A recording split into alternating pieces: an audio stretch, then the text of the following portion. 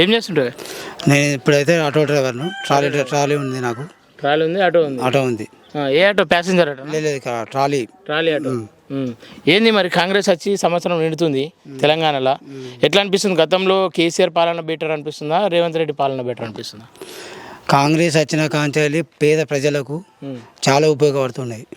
ఏ రకంగా అంటే కరెంటు ఉచితం అయిపోయింది. అదేవిధంగా బస్సు ఫ్రీ ఉన్నది. ఇంకా కూడా వచ్చేటివి ఉన్నాయి, అవి కూడా చేస్తారు కూడా. రైతులకు కూడా ఇంతకుముందు ప్రభుత్వం ₹1,00,000 మాఫీ అనేది ఎవరికి ఏం కాలేదు. అదే ఇప్పటికీ ₹1,50,000 మాఫీ అయినాయి. మళ్ళా 4వ విడతల ₹2,00,000 కూడా మాఫీ చేస్తా అని రేవంత్ రెడ్డి గారు అంటున్నాడు. పక్కా అవుతాయి కూడా. నమ్మకం పక్కా ఉన్నది. ఒకవేళ ఇప్పుడు రేవంత్ రెడ్డి వచ్చినప్పటి నుండి రైతులు చచ్చిపోతారు, ఊరు ప్రజలు అందరూ ఆగమవుతారు అంటారు, నిజమేనా?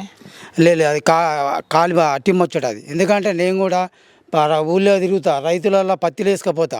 రైతులు అందరూ చెప్తున్నారు నాకు ఈ మా ఆంధ్రపల్లిలో. ఎందుకంటే ఇప్పటికి కూడా నేను పత్తి 30 ఏళ్ళ నుంచి కొడుతున్నా.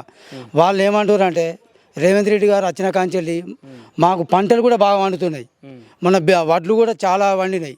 అదేవిధంగా మళ్ళీ పోతే ₹500 బోనస్ పడుతుంది. ఈ 5 నెలకు మన ఎకరాన 5,000 ఇచ్చే బదులు 500 తోటి కూడా చాలా మిగులుతున్నాయని కూడా చెప్తున్నారు రైతులు. మరి ఇప్పుడు రేవంత్ రెడ్డి వచ్చినాక రైతులు చచ్చిపోతారు అంటారు, నిజమేనా? అట్టి ముచ్చట అది. సీఎంగా రేవంత్ రెడ్డి సెట్ అయిందా లేదా? మరి ఆయన ఏంటంటే సార్ సీఎం కాదు, అందరికీ అన్న ఆసంటోడు.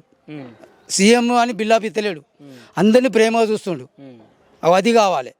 నా సీఎం అయిన తర్వాత నడు అనేటైనా కాదైనా అందరినీ ప్రేమగా చూసి గరీబులను కూడా దగ్గరికి పిలుచుకొని నీకేం కావాలి, నీకేమైందా కాలేదా అని అడుగుతుండు. ఇది కావాలి. ఇంతకుముందు కేసీఆర్ పెద్ద కొడుకులో చూసుకున్నట్టు కదా. తప్పు ముచ్చట. కేసీఆర్ సార్ ఎవరిని కూడా దగ్గర రానియలే, చాలా నడు అని వెళ్ళగొట్టిండు.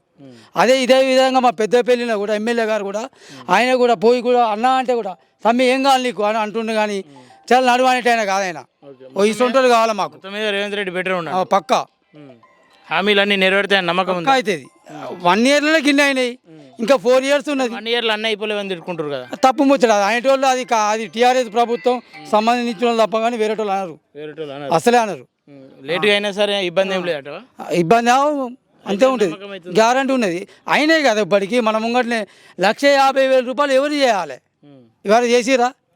మరి ఇక 1 year కాక ముందే ₹1,50,000 అయినాయి.